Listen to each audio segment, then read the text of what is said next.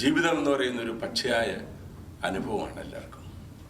ചിലരതിനകത്ത് കടലിലൂടെ പോവും, ചിലർ ആകാശത്തിലൂടെ പോവും, ചിലർ മണ്ണിലൂടെ പോവും, ചിലർ നീന്തി വരും, ചിലർ എഴഞ്ഞു വരും, ചിലർ ഓടിയെത്തും. അന്ത്യത്തിൽ എന്താ ഉണ്ടാവുക? സമ്പാദ്യം എന്ന് പറയുന്നത് ഏറ്റവും വലിയ സമ്പാദ്യം എൻ്റെ കണക്കുകൂട്ടൽ അനുഭവത്തിൻ്റെ വെളിച്ചത്തിൽ, പച്ചയായ അനുഭവത്തിൻ്റെ വെളിച്ചത്തിൽ എൻ്റെ കൃത്യമായ വിലയിരുത്തലാണത്. അത് ഞാൻ നിങ്ങൾക്ക് പകർന്നു തരാം. നമ്മുടെ സമ്പാദ്യം എന്ന് പറയുന്നത് നാം മരിച്ചു കഴിഞ്ഞാൽ എത്ര കാലം, എത്ര ആളുകൾ നമ്മെപ്പറ്റി, നമ്മുടെ നല്ല ഓർമ്മകൾ അവരുടെ മനസ്സിൽ നിലനിർത്തി അവർ നമ്മളെ സ്മരിച്ചുകൊണ്ടിരിക്കും. അതാണ് അയാളിൻ്റെ ഏറ്റവും വലിയ സമ്പാദ്യം. അല്ലാതെ ധാരാളം പണം ഉണ്ടാക്കും, പ്രശസ്തി ഉണ്ടാക്കും, ഇതെല്ലാം നമ്മൾ കുഴിമാടത്തിൽ പോകുമ്പോൾ അതിനോടൊപ്പം അത് പോയിരിക്കും.